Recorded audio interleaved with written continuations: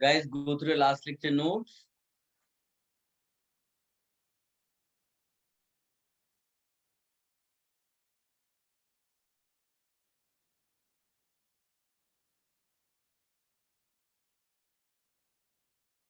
If you have any doubts, please ask.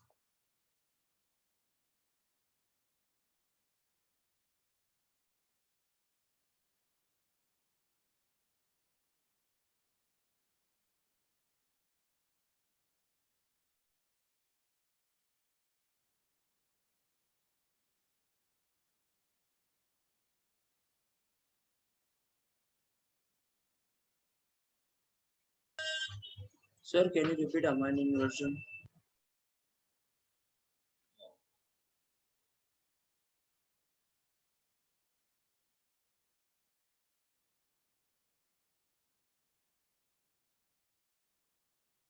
So we will continue from last lecture जहां पर हमने discussion किया था एमाइन इन्वर्जन.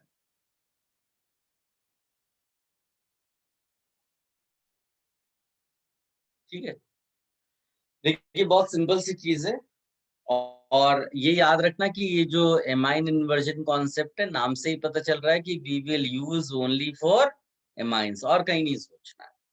ठीक है, पहले तो एमाइन इन्वर्जन क्या है वो डिस्कस करेंगे, and then how this amine inversion affect basic strength, उस पे डिस्कशन आएगा. ठीक है, तो एग्जांपल मैंने ऑलरेडी आपको दिया था कि एक नाइट्रोजन है और मैंने यहाँ पर 3 ऐसे ग्रुप एल्काइल ग्रुप कनेक्ट कर दिए. ठीक है, ये पिरामिडल शेप वाला था.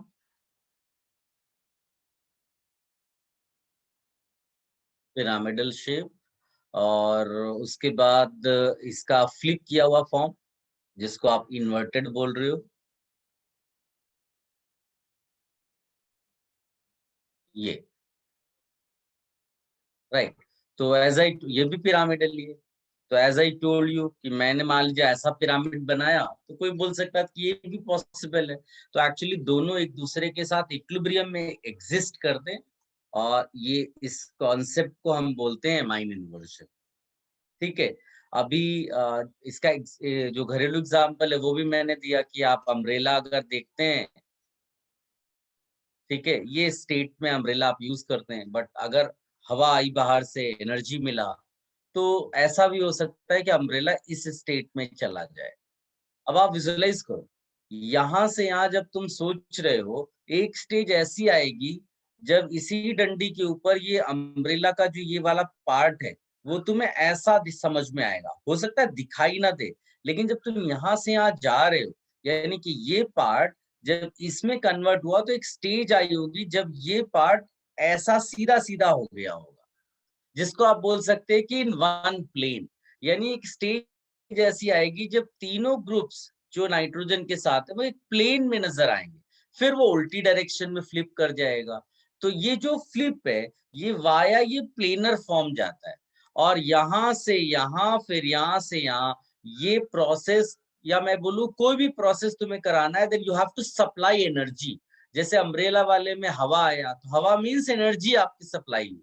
तो इसीलिए जो ग्राफ आप बनाते हो ना, कि मान लीजिए कि आपने ये एनर्जी एक लेवल ले लिया जिसको आपने बोला पिरामिड, फिर आपने इसको एनर्जी दिया, तो ये फ्लिप करने के लिए प्लेनर बना, और प्लेनर से वापस पिरामिड आ गया.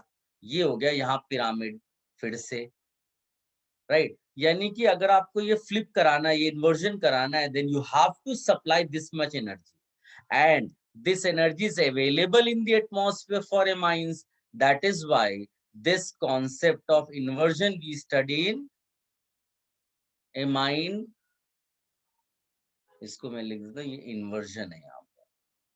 ये, तो इस पे आपको बहुत ज्यादा कुछ सोचने की जरूरत नहीं है, केवल फ्लिप करने वाली चीज को हम इन्वर्जन वर्ड में डाल देते हैं, एमाइन इन्वर्जन. इसको आप कॉपी कर लो, और जब भी कोई कंफ्यूजन हो तो आप उसको अम्ब्रेला वाले एग्जांपल से रिलेट करना, तो आपको एकदम क्लैरिटी आ जाएगी कि फ्लिप होने का मतलब क्या होता है यहाँ पर.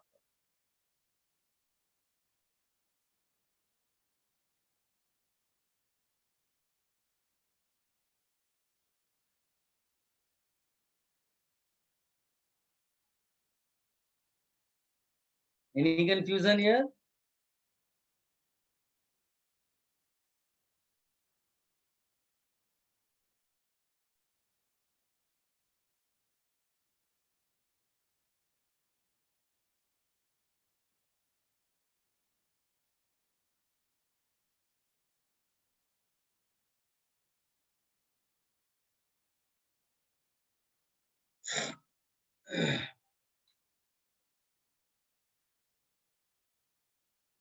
रितेश कह रहा ग्राफ एक बार बता दे।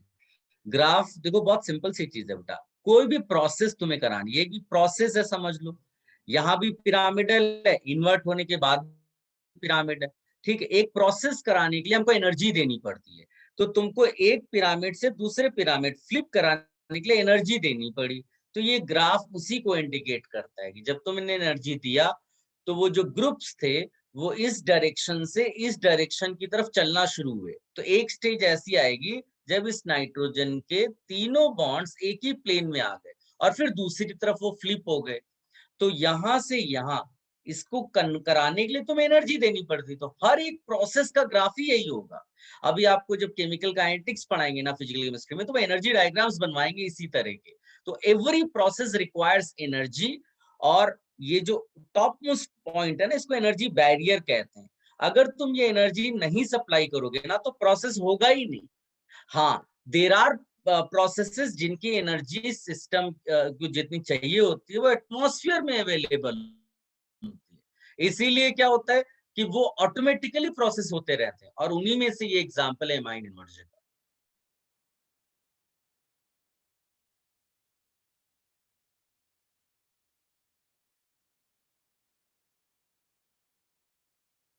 सबने कॉपी कर लिया जो भी करना है यहाँ पर?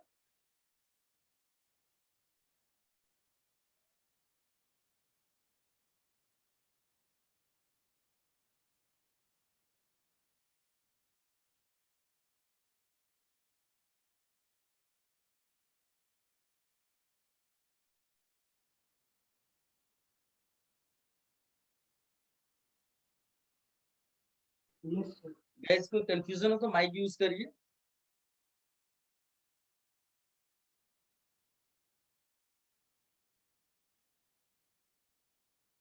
सर बोले बेटा। सर वो ग्राफ का टॉप मोस्ट पॉइंट उसको क्या लिखा है आपने? ग्राफ का टॉप मोस्ट पॉइंट ये एमाइन इन्वर्जन लिखा है। नहीं सर, ग्राफ वो जो नीचे ग्राफ है ना, ये एनर्जी बैरियर, मैंने बोला एवरी प्रोसेस रिक्वायर्स एनर्जी। अगर वो एनर्जी नहीं मिलेगी उसको तो प्रोसेस हो नहीं पाएगा। Okay sir, thank you.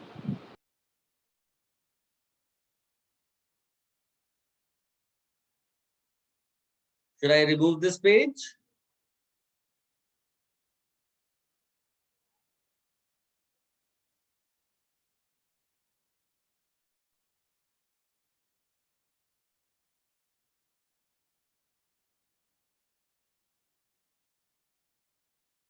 Okay. Guys, now how this amine inversion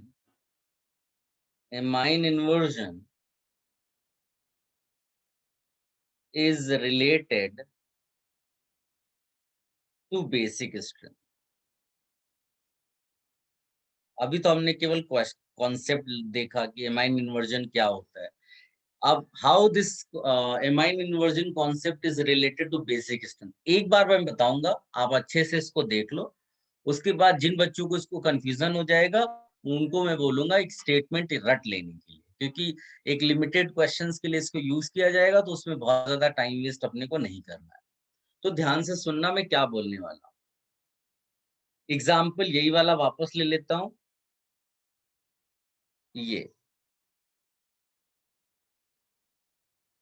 या मैं इसको ऐसा हटा देता हूँ, केवल बॉन्ड्स दिखा देता हूँ। एक मिनट, इसको रिमूव करने में प्रॉब्लम हो रहा है मुझे। हाँ, ये एक एबाइन मैंने चूज किया, ठीक। अब ये यहाँ पर H+ है।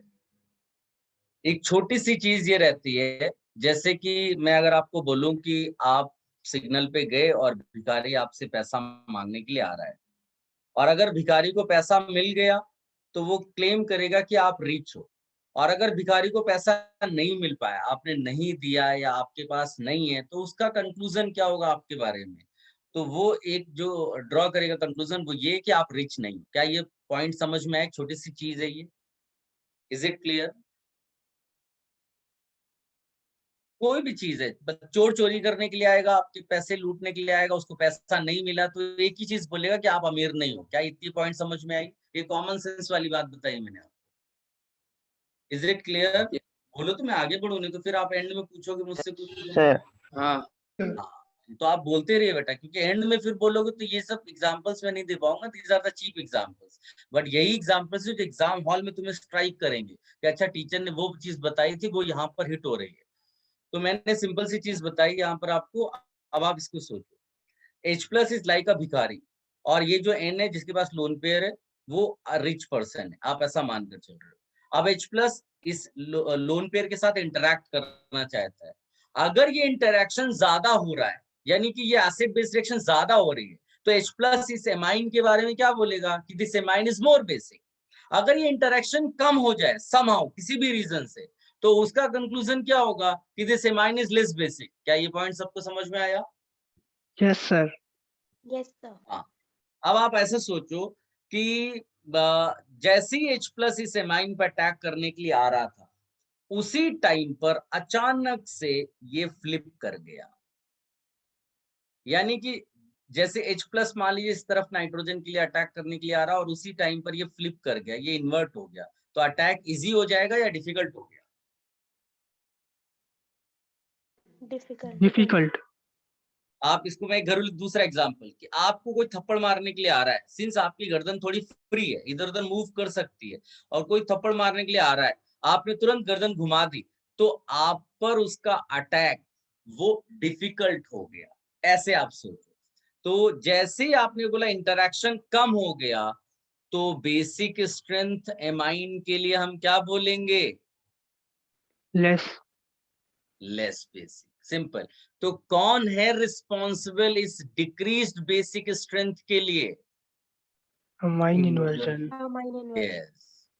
अब तुमने क्या किया, जैसे मान लीजिए कि किसी की गर्दन में कुछ दर्द ऐसा हो गया कि वो स्टिफ हो गई, वो घूम नहीं पा रही है, और कोई थप्पड़ मारने के लिए अब आ रहा है, सिंस वो गर्दन घुमा नहीं पा रहा है, अटैक इजी हो गया, पीट दिया उसने। अब उसी सिचुएशन में ना एमाइन को रखते हैं, तुमने एमाइन को ग्रुप्स को ही बांध दिया ऐसे, जो ग्रुप्स थे तुमने उन ग्रुप्स को बांध दिया। अब ये फ्री नहीं है ग्रुप्स, ये ग्रुप्स फ्री नहीं है, फ्लिप नहीं कर सकते। यानी अब अगर H प्लस अटैक करने के लिए आएगा तो अटैक इजी हो जाएगा, and if attack is easy then we can say yes, relatively the basic strength of amine will be greater. क्या ये समझ में आया point? Yes sir. Yes sir. और ये जब तुम अपने नोट्स में अभी लिखना ना, तो अपनी ही स्टाइल में, अपने लोकल लैंग्वेज में, अपने घरेलू एग्जाम्पल के वे में लिखिएगा, क्योंकि बुक में अगर कभी ये कॉन्सेप्ट दिखेगा ना, तो उसमें ये सब समझाया नहीं जाता है, उसमें सीधे सीधे लिखा होगा due to amine inversion basic strength is decreased, बस इतना सा लिखा होगा, and that will be difficult for you to understand. इसलिए ये छोटे छोटे एग्जाम्पल्स, पिटाई वाले, भिखारी और सिग्नल वाले, ये बहुत काम आते हैं। ये आपको जब एग्जाम हॉल में आप रिकॉल करने को ट्राई करोगे ना, तो आराम से आप रिलेट कर पाओगे कि हाँ बेसिक स्ट्रेंथ और एमाइन इन्वर्जन कैसे आपस में रिलेटेड है। इसको भी आप कॉपी कर लीजिए। बस छोटी सी चीज है, more interaction of H plus with amine then more basic, but amine inversion से वो इंटरेक्शन क्या हो जाता है, गेट्स रिड्यूस्ड। वो इंटरेक्शन रिड्यूस होगा तो बेसिक स्ट्रेंथ रिड्यूस हो जाएगी।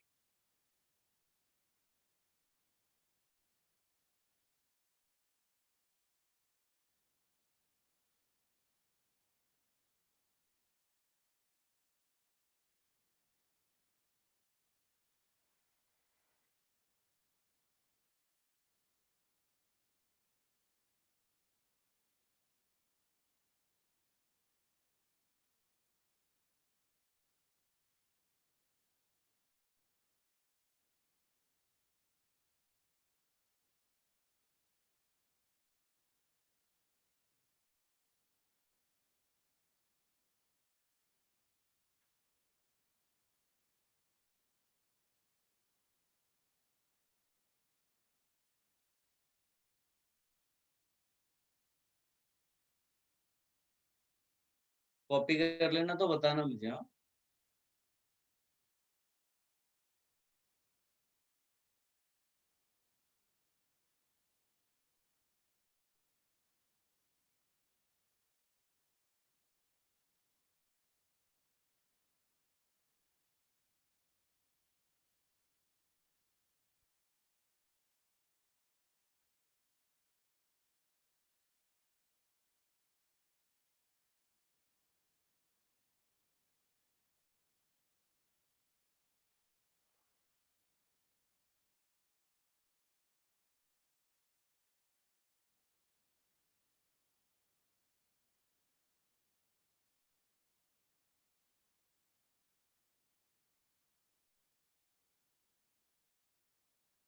Have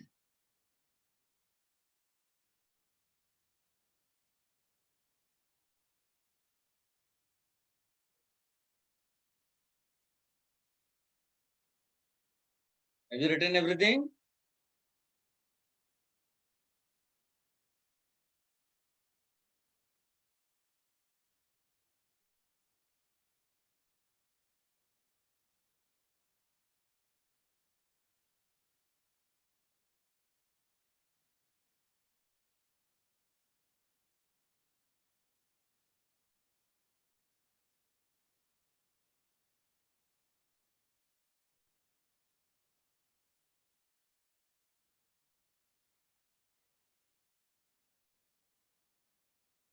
Should I remove this page?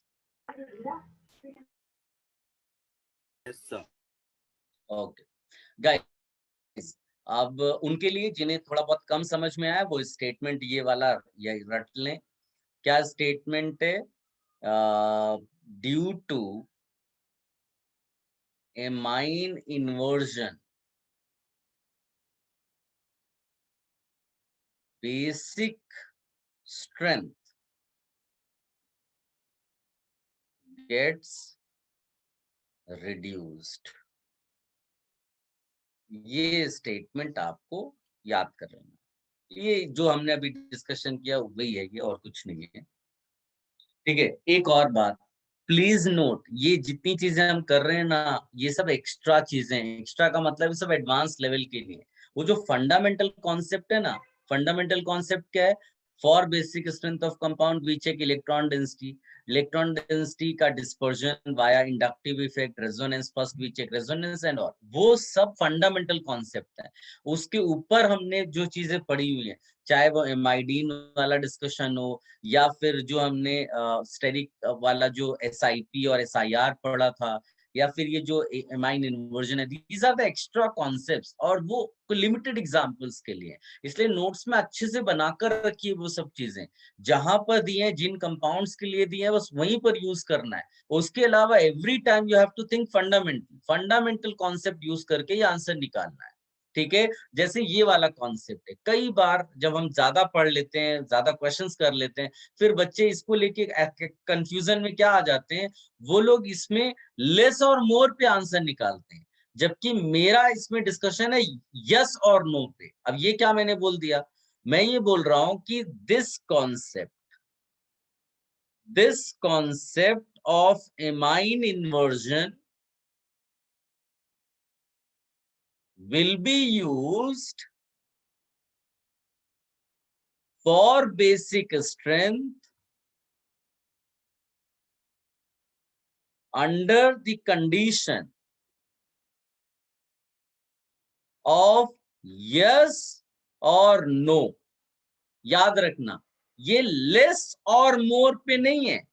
यानी आप ये नहीं बोलोगे कि इसमें लेस एमाइन इन्वर्जन है, इसमें मोर एमाइन इन्वर्जन है, तो लेस एमाइन इन्वर्जन वाला ज्यादा बेसिक हो गया। रॉन्ग, इसके लिए नहीं है। This concept will be used only if one compound says yes there is amine inversion, one compound says no there is no amine inversion. Are you getting this statement? समझ में आया क्या ये? Yes, sir. Yes, sir. ये वाला concept केवल तभी use होगा जब एक एमाइन में आप बोल रहे हो कि यस यहाँ एमाइन इन्वर्जन है, और दूसरे में बोल रहे हो नो यहाँ पर एमाइन इन्वर्जन नहीं है। हम कभी भी ऐसा नहीं बोलेंगे कि दो कंपाउंड दिए और इसमें थोड़ा ज्यादा एमाइन इन्वर्जन हो, थोड़ा कम है। अगर ऐसी सिचुएशन है तो फंडामेंटल कॉन्सेप्ट से आंसर निकलेगा, वही पुराने रेजोनेंस और इंडक्टिव इफेक्ट से। We will not use this concept of amine inversion. ये सब एक्स्ट्रा कॉन्सेप्ट है, लिमिटेड एग्जांपल्स के लिए। और अगर ये सब मैं नहीं भी कराऊं तो पता थोड़ी ना चलने वाला है, क्योंकि फंडामेंटल कॉन्सेप्ट पे ही क्वेश्चन सॉल्व होते हैं। और क्वेश्चन जब ये इस टाइप का कुछ आएगा तो टीचर कुछ भी आपको बताकर समझा देगा, आपको पता भी नहीं चलेगा। सो नोट्स अच्छे से बनाइए, बहुत अच्छे अच्छे आपके पास नोट्स मिल रहे हैं। हो सकता है एडवांस्ड एग्जाम में आपको डायरेक्ट इनमें से क्वेश्चन मिल जाए। ठीक है, और फिर नेक्स्ट मैं आपको एक ओलंपियाड का क्वेश्चन देता हूँ, आप उसको अटेम्प्ट करिए और सोचिए कि कहां पर हम एमाइन इन्वर्जन लगाएं यहाँ पर और किसमें नहीं लगाएं। Right, basic strength, order.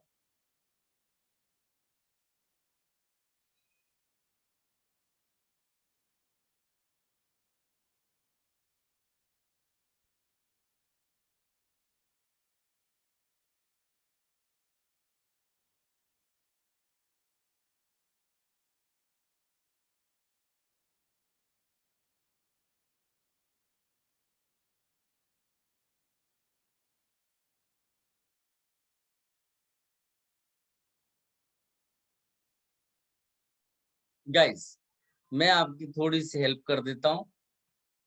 ये जो मैंने ये कंपाउंड्स बनाए ना 3D स्टाइल में, ये एक्चुअली में इस स्टाइल में दिया हो सकता है, जो मैंने आपको पहले भी बनाकर दिया था एक बार, इस स्टाइल में। ये स्टाइल से दिया हो सकता है या ये 3D वाली स्टाइल में दिया हो सकता है। दोनों के लिए सेम ही है, कोई वो डिफिकल्टी अलग नहीं आएगी। ऐसा, इसके लिए ऐसा बनाकर दे सकता है। तो ऐसा दिया हो, ऐसा दिया हो, ये सब दिया हो, कोई फर्क नहीं पड़ता, आपको आंसर उसी स्टाइल से निकालना है। अब आप इसमें आंसर निकालिए और right your answer in chat box quick.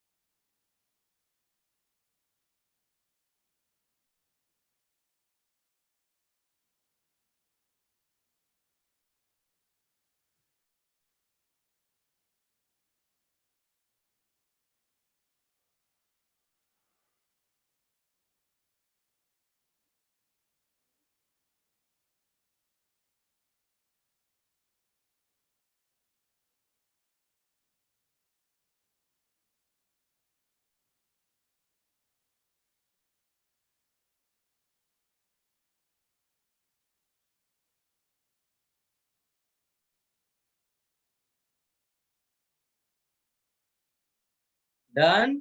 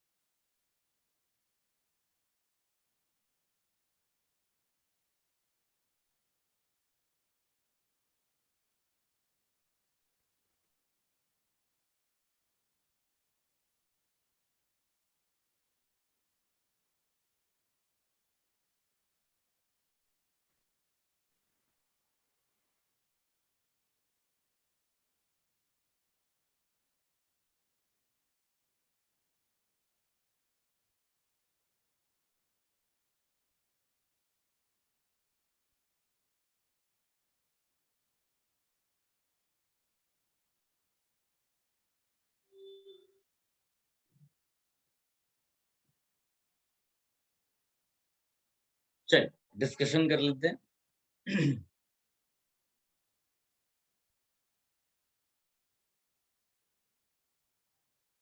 Guys देखिए, सबसे पहले तो सबको अटेम्प्ट करना चाहिए। इट्स नॉट अबाउट राइट और रॉन्ग, एटलीस्ट आप कुछ तो सोचो। ऑलरेडी मैंने कॉन्सेप्ट्स बता रखे हैं। पहली चीज, ये एमाइन इन्वर्जन वाला कॉन्सेप्ट यहाँ पर यूज होगा। तो इनमें से कौन कौन से कंपाउंड्स में एमाइन इन्वर्जन नहीं होगा, बता सकते हो क्या एनीवन? किस किस एग्जांपल्स में एमाइन इन्वर्जन नहीं होगा, फर्स्ट सेकंड थर्ड में? 2, 3. 2 और 2 और 3. परफेक्ट। तो आप यहाँ लिखेंगे ये नो एमाइन इन्वर्जन वाला है, क्योंकि मैंने आपको क्लियरली बताया है कि यस और नो एमाइन इन्वर्जन के लिए बहुत जरूरी है ये पता करना। So no amine inversion, and what will you write here? Amine inversion. तो जैसे ही तुमने बोला नो एमाइन इन्वर्जन और एक जगह एमाइन इन्वर्जन लिखा, तो which one will be less basic, amine inversion वाला या no amine inversion? Amine inversion वाला। यस, तो इसके लिए हम लिख देंगे लेस बेसिक। तो ये तो आपका लेस या लीस्ट लिख दोगे तो भी अच्छा ही रहेगा, लीस्ट बेसिक हो गया। अब कंपैरिजन इन दोनों के लिए आया। अब since here your answer will not be decided by amine inversion, what is the next factor? Fundamental concept क्या है यहाँ पर हम लिखेंगे? Fundamental concept. Yes, now we are going to use fundamental concept. Fundamental concept क्या है? Electron density check करना via, आप चेक करोगे रेजोनेंस एंड देन इंडक्टिव। बताइए इसमें लोन पेयर रेजोनेंस में है क्या? किसी भी एग्जांपल में लोन पेयर सिंगल डबल है क्या? नो। नो। तो आप क्या लिखेंगे इन एग्जांपल्स के लिए? दोनों के लिए लिखेंगे no resonance. Then which factor will decide answer? Inductive. Yes. अब मैं आपको बताता हूं एक कॉन्सेप्ट जो अनफॉर्चुनेटली स्टूडेंट्स यूज कर लेते हैं और वो गलत आंसर पे पहुंच जाते हैं। What is that? स्टूडेंट्स को लगता है कि ये जो कंपाउंड है इसके पास दो बेसिक साइट्स हैं, ज्यादा बेसिक साइट, ज्यादा बेसिक। अगर किसी ने ये सोच करके अपना आंसर लिख दिया तो वो इस स्टेटमेंट को लिखे और इसको क्रॉस कर दे। हो सकता है यही ज्यादा बेसिक हो, बट ये वाला कॉन्सेप्ट नहीं लगाना है। तो क्या पॉइंट है ये कि it is not the number of basic sites, number of basic sites, it is the strength of one site, कोई भी एक site, that decides overall basic strength of compound। क्या ये स्टेटमेंट सबको समझ में आया? Yes sir. कभी भी गलती से भी ये नहीं बोल देना है कि इसके पास 3 बेसिक साइट्स हैं, 4 बेसिक साइट्स हैं इसलिए ज्यादा बेसिक। रॉन्ग। उनका जो बेस्ट बेसिक साइट होगा that will be compared with the basic site of other compound for basic strength comparison. तो इस वाले में दोनों आइडेंटिकल थे, कोई एक आप चूज कर लो। तुमने ये चूज किया यहाँ पर, इसको इसमें ले लेते हैं। नाउ रेजोनेंस दोनों में नहीं हो रहा, इंडक्टिव चेक करते हैं। तो जो ये वाला केस है इसमें सारे के सारे carbon carbon carbon carbon carbon carbon carbon और कार्बन यानी alkyl group electron releasing groups होते हैं, और नाइट्रोजन यहाँ लगा तो नाइट्रोजन अनफॉर्चुनेटली क्या हो जाता है? Withdrawing group. यानी कि इलेक्ट्रॉन डेंसिटी इस नाइट्रोजन की डिक्रीज करा रहा है ये नाइट्रोजन, जबकि इसमें उल्टा बढ़ रही है electron density. So which one will be more basic? ये वाला। और किससे पता चला? वो इंडक्टिव से। कोई बहुत बड़ा कॉन्सेप्ट नहीं लगाया हमने, फंडामेंटल सोचा, केवल एक चीज शुरुआत में कर ली कि डिसाइड कर लिया कि कौन सा केस ऐसा है जिसमें एमाइन इन्वर्जन हो रहा है। Only first case. So what will the final answer? 3 greater than 2 greater than 1। ये फाइनल आंसर है फॉर व्हाट? Basic strength. ठीक है, आप बताइए, इसको कॉपी भी कर लीजिए and those who have doubts they can ask.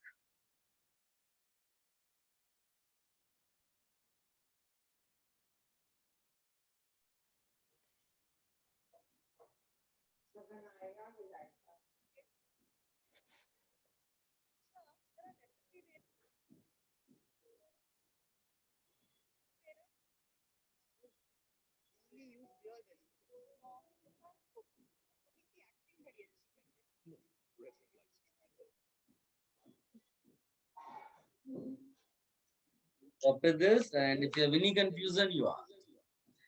ये इसके ये जो 3 एग्जांपल्स मैंने दिए हुए हैं सामने, ये ओलंपियाड में 2-3 बार अलग-अलग स्टाइल से इसको पूछा गया है। एडवांस में आने का चांस है, तो आप इसको अच्छे से करके रखिएगा। अगर आ गया तो बहुत अच्छी बात है, आप सीधे-सीधे आंसर टिक कर पाएँगे।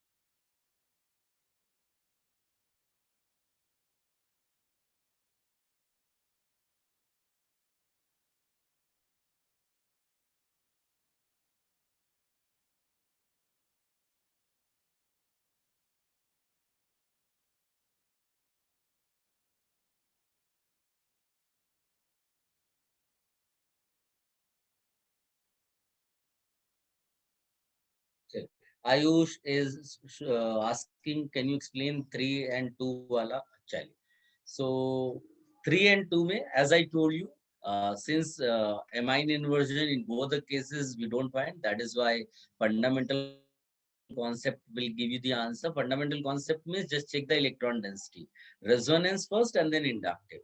And we have checked that in both the cases lone pair of nitrogen is not at resonance, lone pair single double कहीं पर भी नहीं है, तो इसमें हम लिखेंगे नो रेजोनेंस। सो आंसर कौन डिसाइड करेगा? इंडक्टिव। अब इंडक्टिव के लिए क्या चेक करते हैं कि इस एक साइड के अलावा दूसरी तरफ क्या ग्रुप लगा हुआ है, तो इधर सब एल्काइल ग्रुप है, CH2 CH2 CH2, और एल्काइल ग्रुप क्या होता है? प्लस आई इफेक्ट, तो वो इलेक्ट्रॉन डेंसिटी बढ़ा देगा। एंड यहाँ पर क्या है, अनफॉर्चुनेटली इस एंड में नाइट्रोजन है। नाइट्रोजन क्या होता है? इंडक्टिव से विड्रॉइंग ग्रुप होता है, तो वो विड्रॉ करेगा, यानी कि ये नाइट्रोजन इसकी इलेक्ट्रॉन डेंसिटी खराब कर रहा है और ये नाइट्रोजन इसकी इलेक्ट्रॉन डेंसिटी खराब कर रहा है। सो इलेक्ट्रॉन डेंसिटी एक भी साइड की चेक करोगे तो डिक्रीज करेगी, डिक्रीज करेगी इलेक्ट्रॉन डेंसिटी, तो बेसिक स्ट्रेंथ रिड्यूस हो जाएगी। इसीलिए हमने लिखा है 3 वाला greater than 2। Clear Ayush?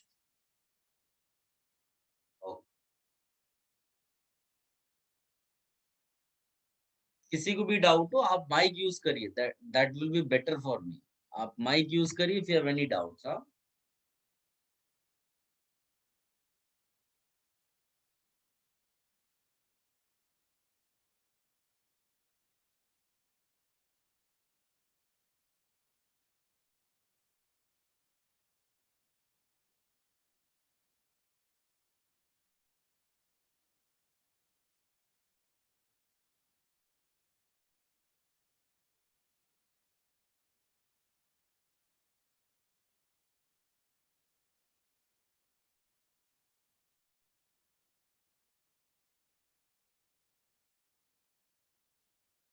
Can I remove this page?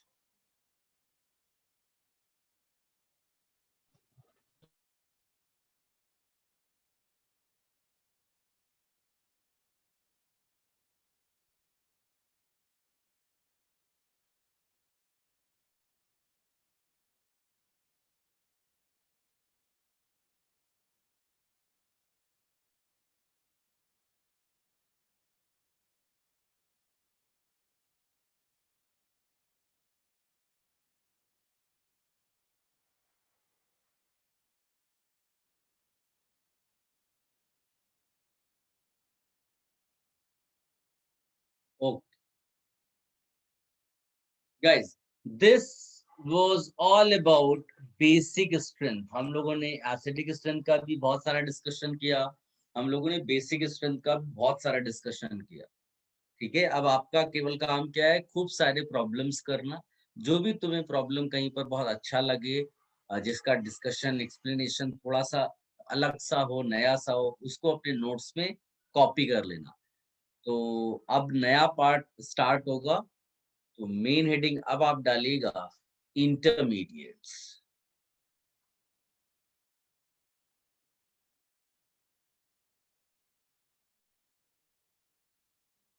intermediates.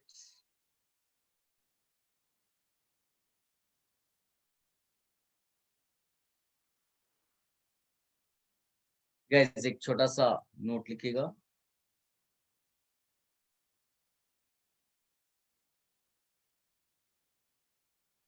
देखिए सिंपल सी चीज ये होती है कि एनी रिएक्शन आप क्या लिखते हो, reactants left hand side, arrow, then you write products, ये तो है। अब होता क्या है, ये तो बाहर से देखने वाले लोगों के लिए, हम या रिकॉल करिए, हम स्टार्टिंग के पार्ट में लिखा था मैकेनिज्म ऑफ द रिएक्शन, वहां पे क्या बोला था कि reactants are first converted into intermediates. Intermediate एक हो सकता है, दो हो सकते हैं, तीन हो सकते हैं, डिपेंड्स, और फिर प्रोडक्ट्स बताओ। तो we are talking about intermediates now. अब ये इंटरमीडिएट जो बनते हैं ना, वो डिपेंड करता है कि बॉन्ड जो ब्रेक हुआ है वो किस टाइप से ब्रेक हुआ है। तो it all depends on bond cleavage, जिसको आप बॉन्ड फिशन भी बोल सकते हो,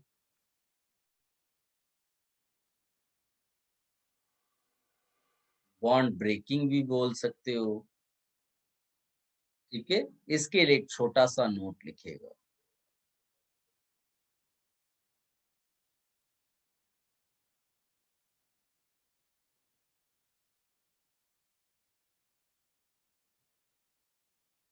Most of the reactions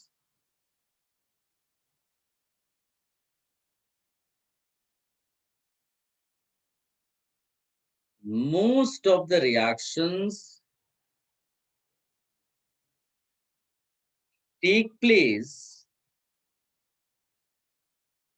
most of the reactions take place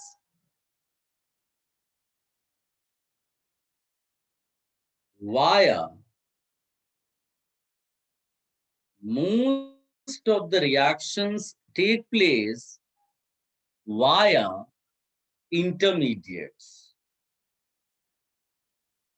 Most of the reactions take place via intermediates. And the type of intermediate formed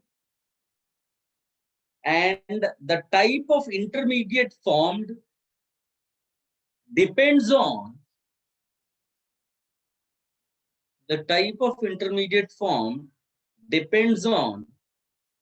bond cleavage.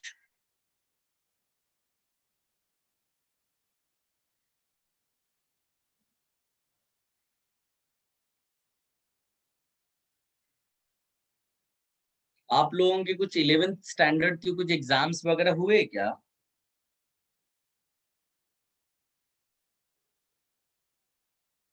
जो colleges के exams हैं आपके, ऐसा कुछ हुआ अभी? सर अभी 20th को है। अच्छा, तो उसमें कुछ आपको क्या क्लासेस वगैरह अलग से चलती हैं कॉलेजेस की? यस हाँ सर। अच्छा, तो उसमें आपको ये क्या इंटरमीडिएट्स वगैरह कुछ पढ़ाया, ऐसा homolytic cleavage, heterolytic cleavage, no ऐसे कुछ वर्ड्स पढ़े हैं आपने? No sir. No sir. Attend करते हो आप लोग? Yes sir. ओके,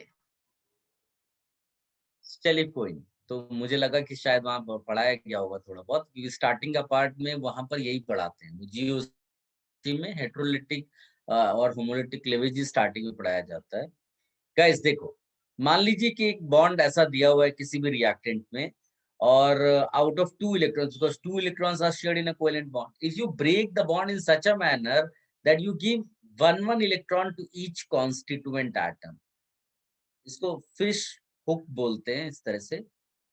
तो आपने एक एक इलेक्ट्रॉन दे दिया, यानी कि ना तो एक्स्ट्रा इलेक्ट्रॉन आया, ना उससे कोई इलेक्ट्रॉन गया, तो इसीलिए दोनों न्यूट्रल रहने वाले। और ये जो इंटरमीडिएट्स बनते हैं ना, इनको बोलते हैं free radicals. So what type of intermediates are obtained by homolytic breaking? Free radicals.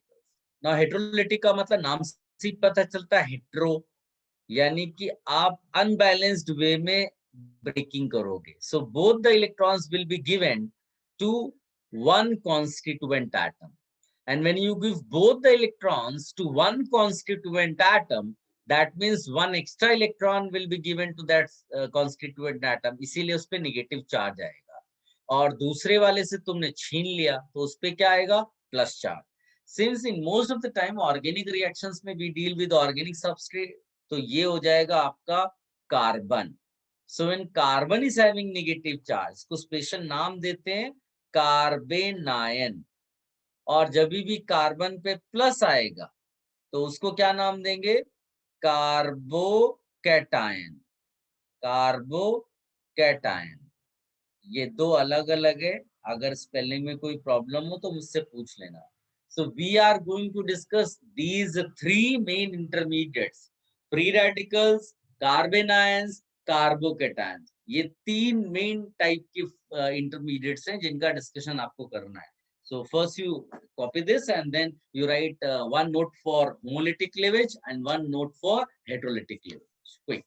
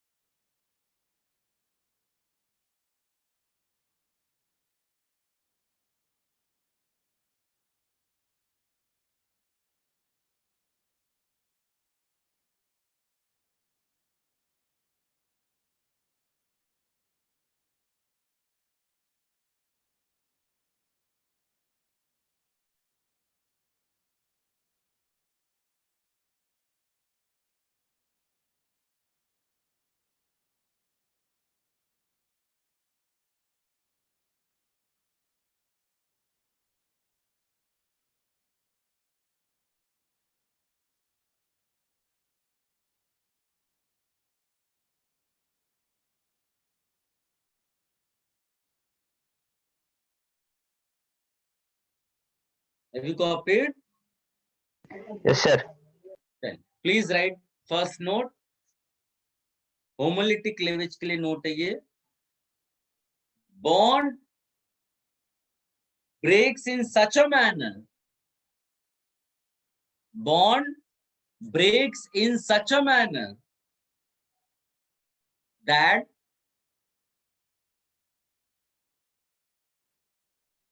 each constituent atom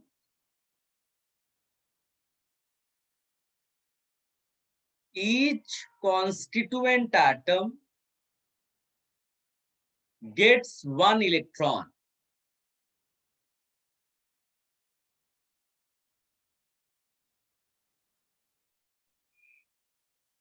Each constituent atom gets one electron.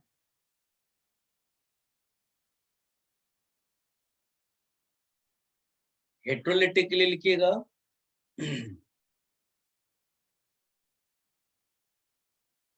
Bond breaks in such a manner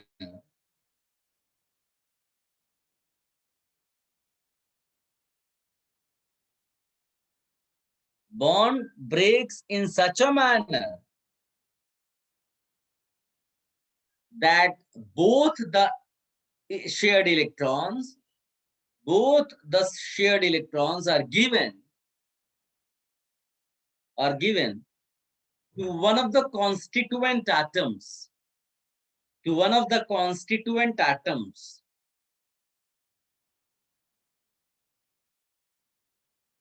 Both the shared electrons are given to one of the constituent atoms.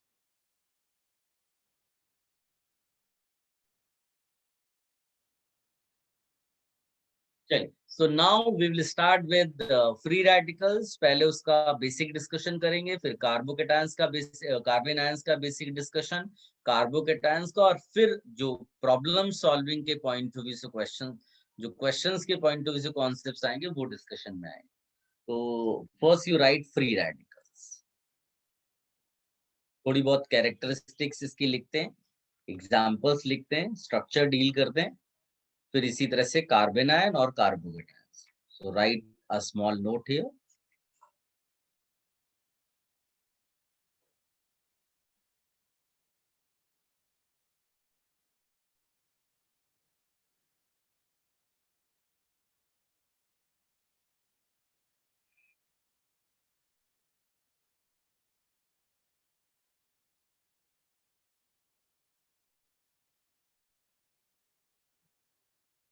Please write free radicals.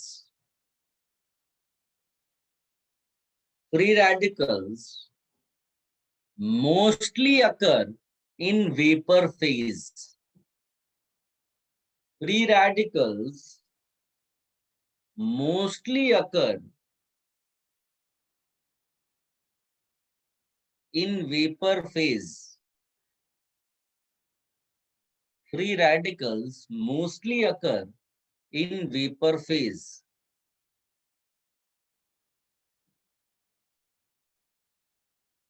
Further you write homolytic cleavage, क्योंकि इसी से free radical बनता है। Homolytic cleavage requires high temperature. High temperature.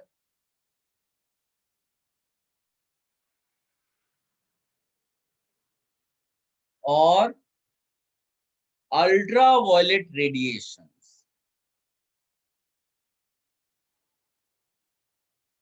High temperature और ultraviolet radiations.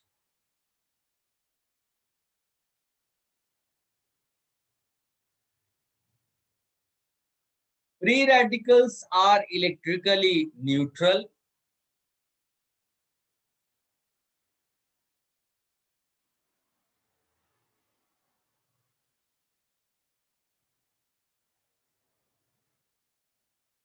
Free radicals are electrically neutral.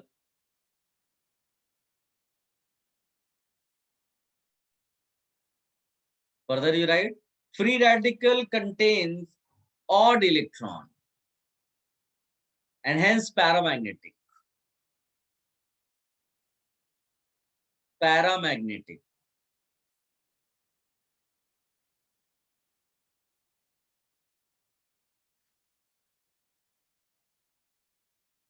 Highly unstable and highly reactive.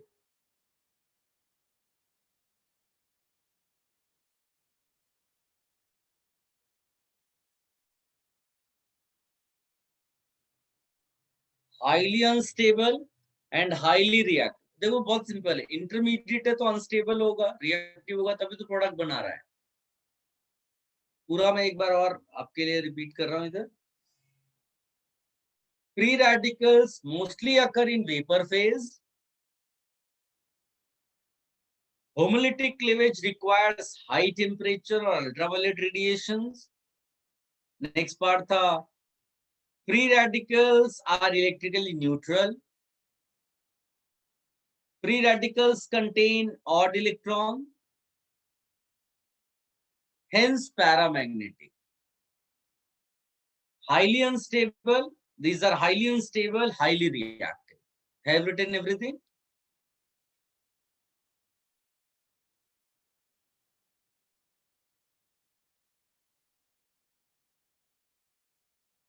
Few examples you can write. Methyl free radical.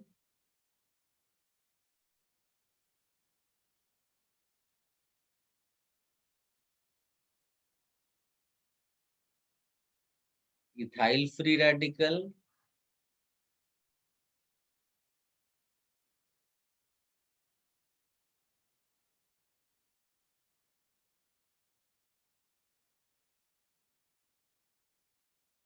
Vinyl free radical.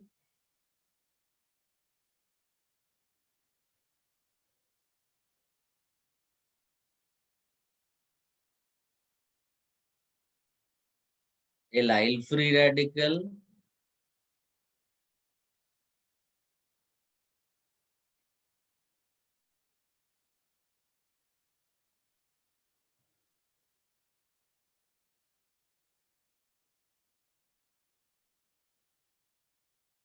Benzyl free radical. देखिए examples हमने बहुत सारे लिखे, but जो हमें ज्यादा discussion करना है जिस चीज को लेकर के, वो है एल्काइल फ्री रेडिकल। ये जो स्टार्टिंग में लिखा है ना, ये इसको आप जनरल मैनर में आर रेडिकल लिख सकते हो, एल्काइल फ्री रेडिकल। तो मेनली हम इसी का डिस्कशन करते हैं, बट ये एग्जाम्पल लिखना जरूरी है कि अगर आ गया तो आपको आइडिया होगा कि क्या चेंजेस हो सकते हैं। ये एक अलग सा थोड़ा सा है, इसका नाम है डाइफिनाइल मिथाइल फ्री रेडिकल।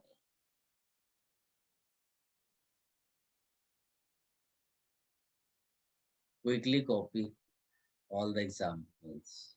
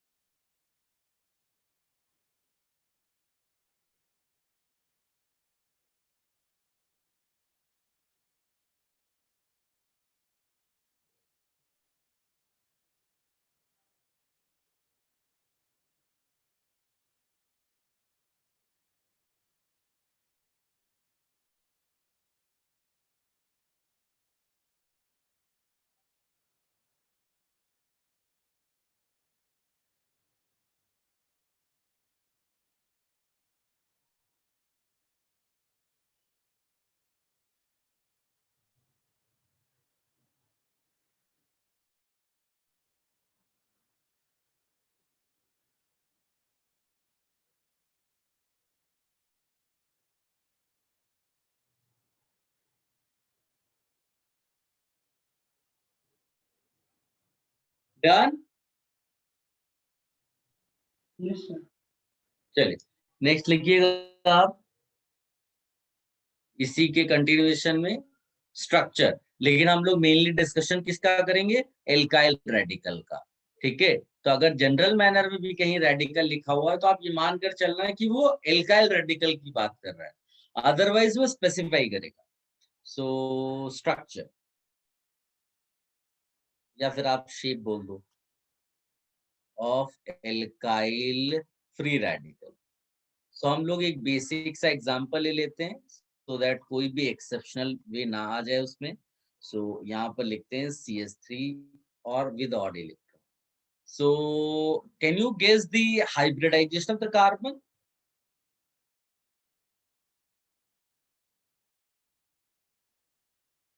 बोलिए। sp2 to fantastic. sp2 hybridisation है तो शेप क्या होना चाहिए? linear, sorry, triangular planar. Trigonal planar, बिल्कुल सही। सो एक ऑर्बिटल इधर जाएगा, इधर जाएगा, एक इधर और एक, बिकॉज 4 ऑर्बिटल्स होनी चाहिए कार्बन में। सो ये ट्रायगोनल प्लेनर, और एक ऑर्बिटल में क्या आएगा? Odd electron. Can you see? तो इसको, अच्छा, ये थोड़ा बहुत इन्फ्लुएंस करता है इसके शेप को बिगाड़ने में, तो हम लोग इसको लिखते हैं नियरली प्लेनर।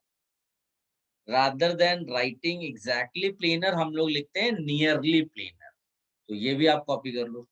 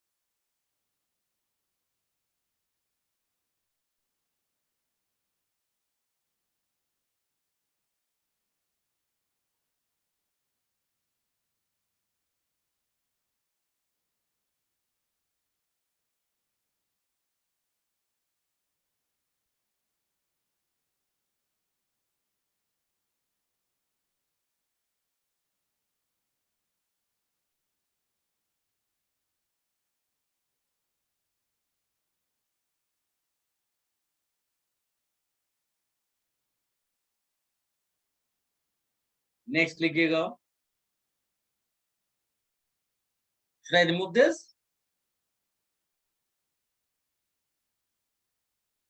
Yes, sir.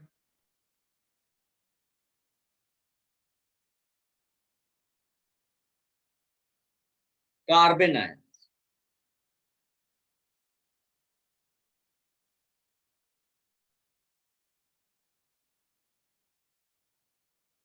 और यहाँ पर एक छोटा सा नोट, सेम मैनर में as we did for free radical लिखिएगा, नाम से ही पता चलता है कार्बन आयन है तो निगेटिव चार्ज वाला होगा, so please right carbon atom carries negative charge.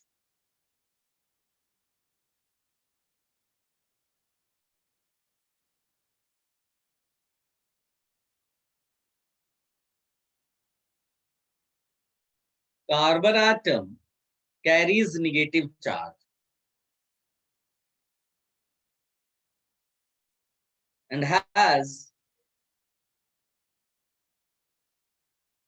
carries negative charge and has 8 electrons in its valence shell. 8 electrons in its valence shell. 8 electrons अगर वैलेंस शेल में हो जाएंगे तो फिर क्या बोलोगे, पैरामैग्नेटिक और डायामैग्नेटिक? डायमैग्नेटिक। डायामैग्नेटिक, तो आप लिखिएगा it is diamagnetic in nature.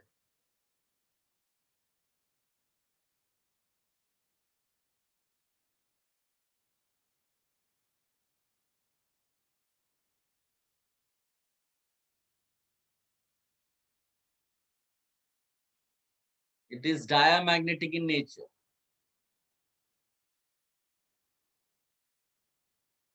Highly reactive. Highly reactive.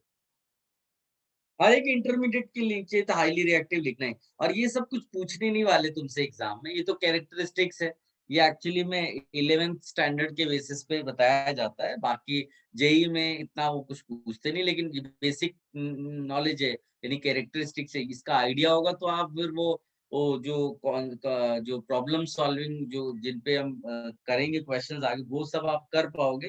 ये छोटे छोटे पॉइंट्स लेकिन आपको मालूम होने चाहिए, डायरेक्ट क्वेश्चन इस पे कभी नहीं पूछता। फर्दर लिखिएगा, it is capable of donating electron pair, it is capable of donating electron pair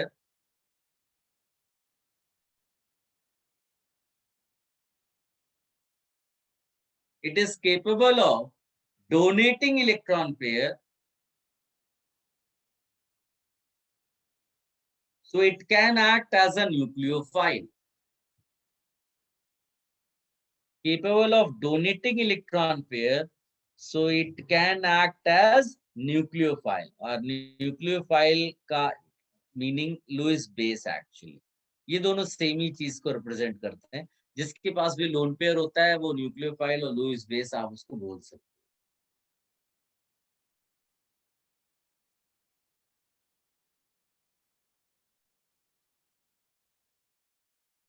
So many examples. CH3 minus, you can write methyl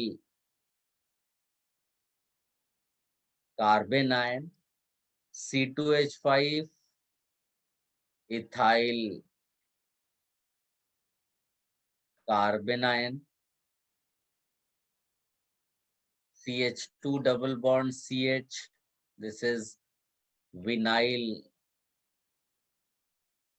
carbon ion, CH2 double bond CH, CH2, this is allyl carbon ion। सब में मैंने देखो एक जैसे ही नाम लिखे हैं so that आपको ये नाम भी याद हो जाए, benzyl carbon ion,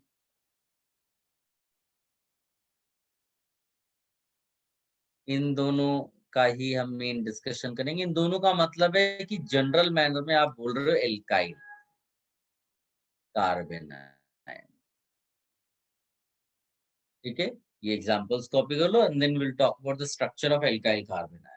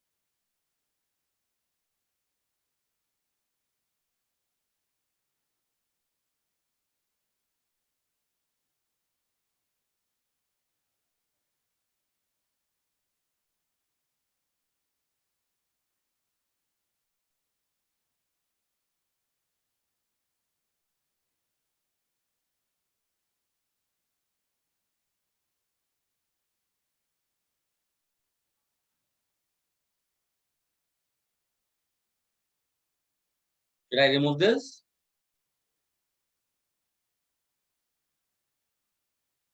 Yes, sir. Now structure.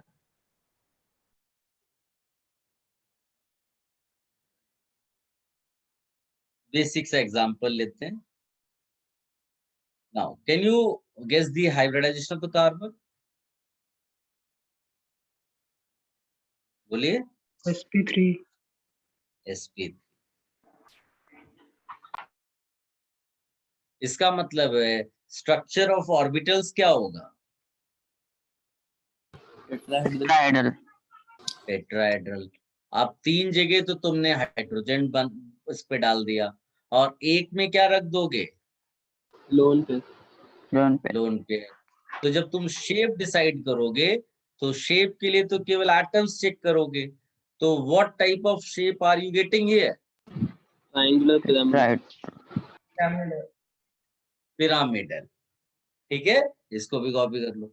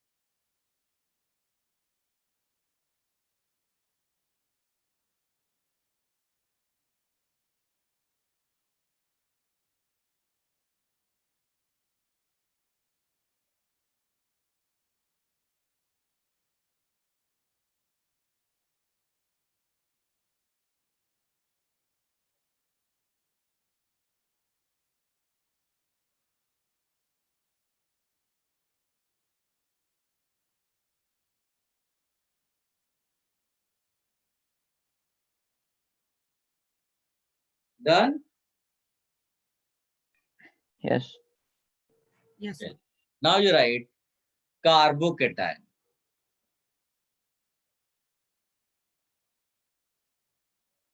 Write a small note. Carbon atom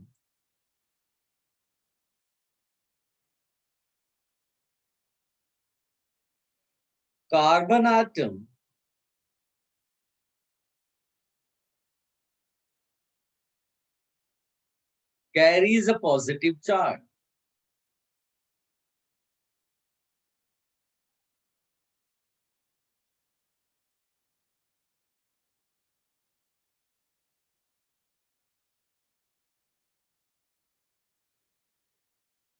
Carbon atom carries positive charge and has 6 electrons.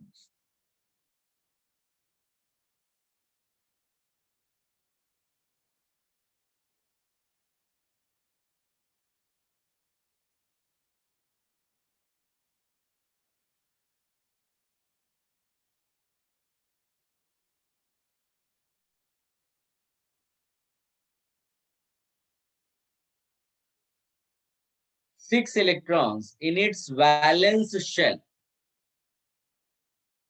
बताइए 6 इलेक्ट्रॉन से तो क्या बोलोगे? पैरामैग्नेटिक और diamagnetic?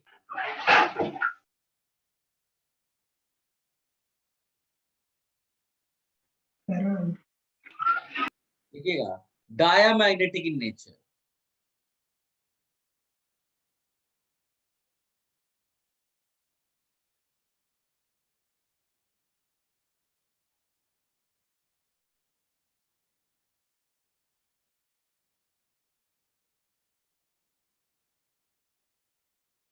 Diamagnetic in nature.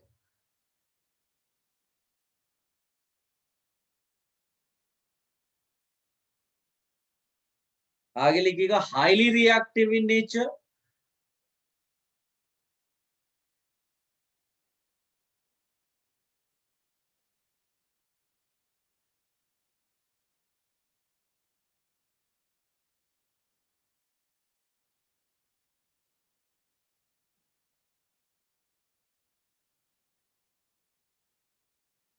Further you write, since it is capable of accepting electron pair, since it is capable of accepting electron pair, it acts as electrophile. ये लिख लो आप. Lewis acid भी बोल सकते हो आप.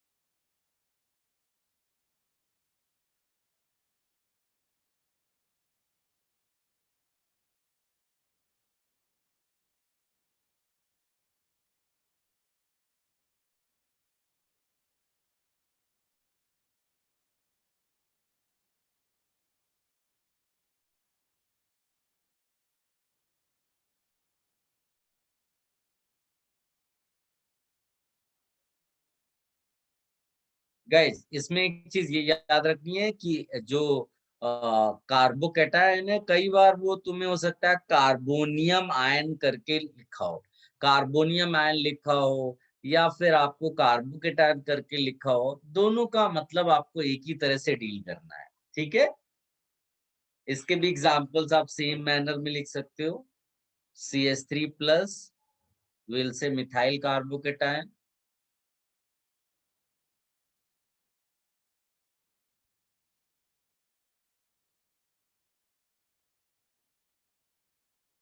Ethyl carbocation.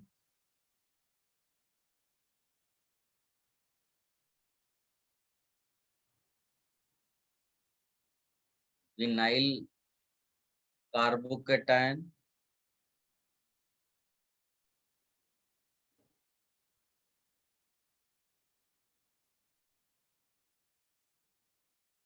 Allyl carbocation.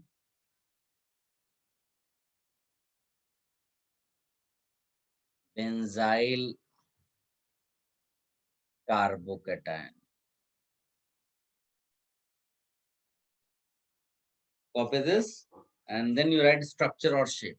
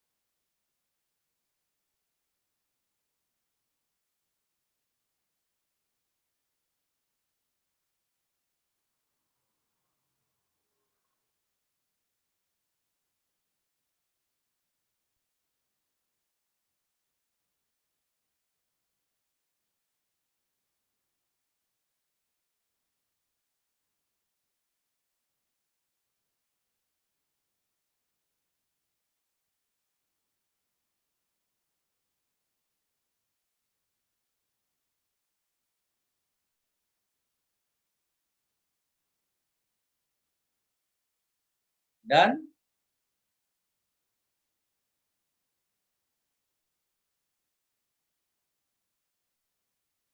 Yes, sir. Okay.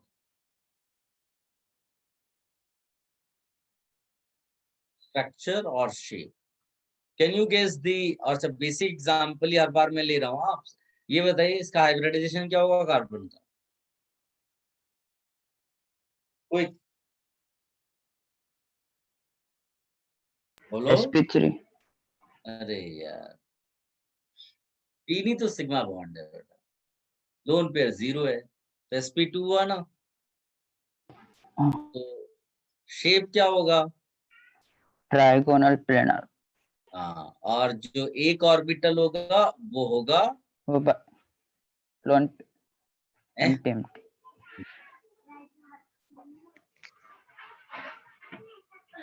तो copy कर लो।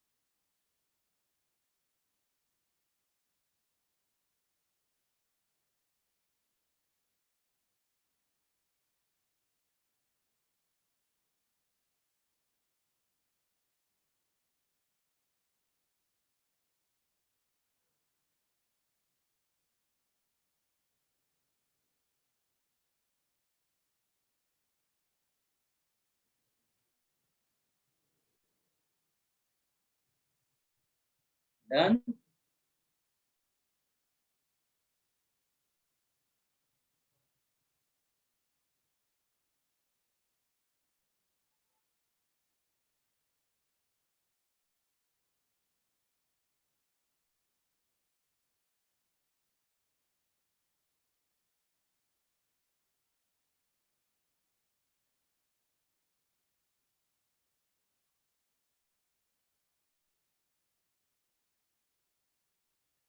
Guys, now the important part of these free radicals जो है stability.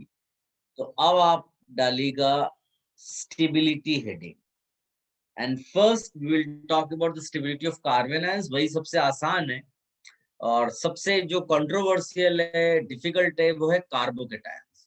So first we will start with carbon ions. तो लिखिएगा stability of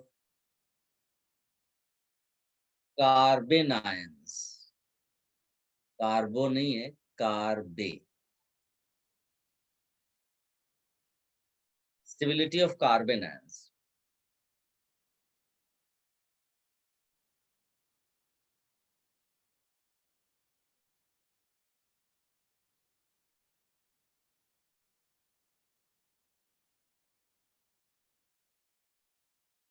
guys, important thing is, अगर आप recall करो तो हमने पहले भी स्टेबिलिटी का किसी के साथ रिलेशन लिखा था। Can you recall?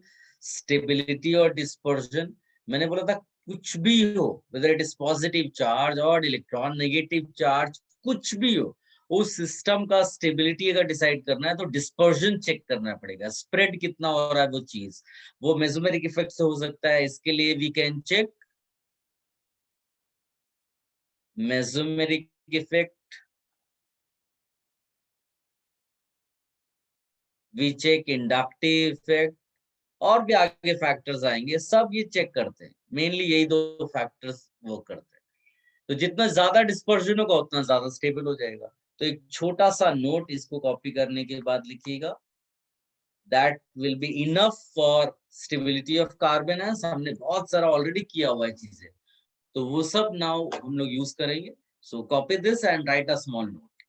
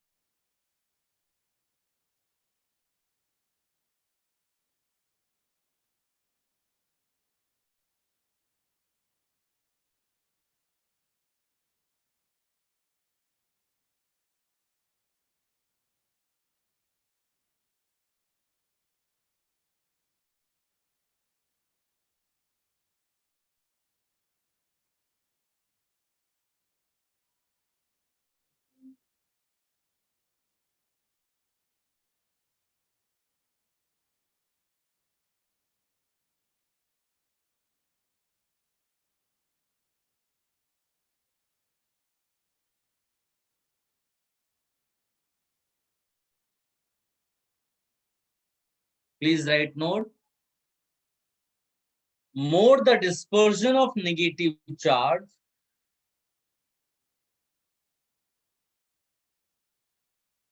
more the dispersion of negative charge,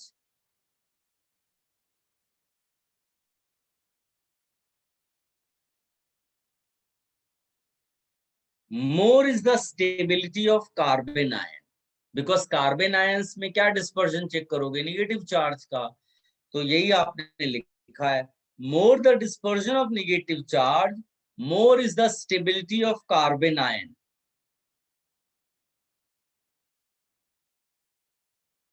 And for dispersion,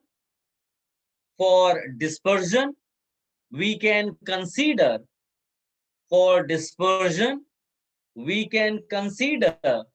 factors like mesomeric effect, inductive effect, factors like mesomeric effect, inductive effect. अब आप देखो एक क्वेश्चन देता हूं, आप इसको पहले तो ट्राई करो, फिर डिस्कशन कर लेते हैं.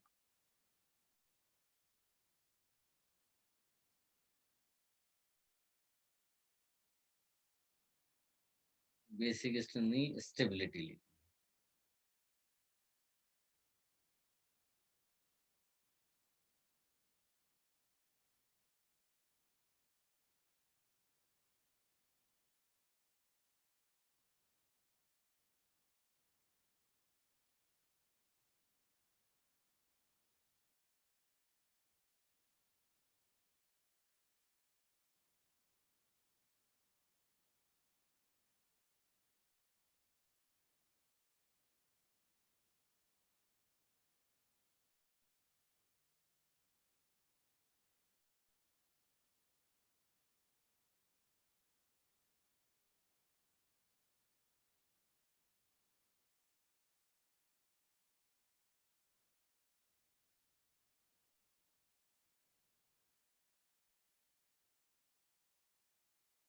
Get the answer quick.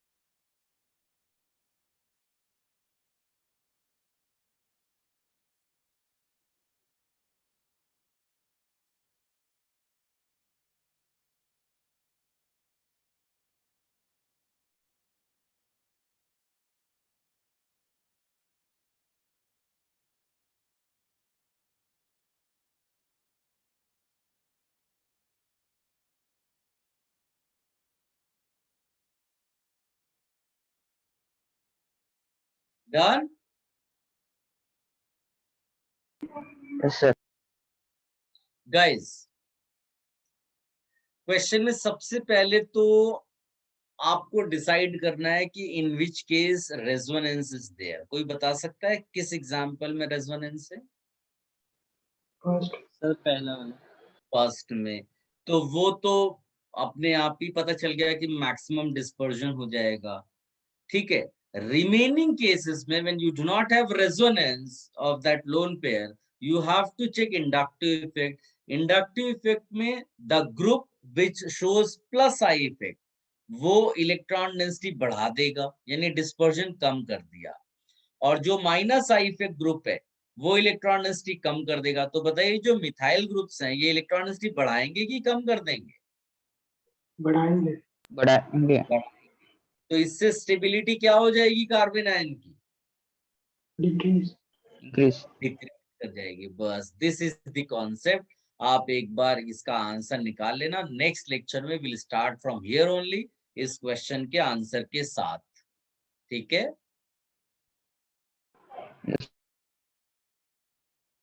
ये कॉपी कर लो and then you can leave.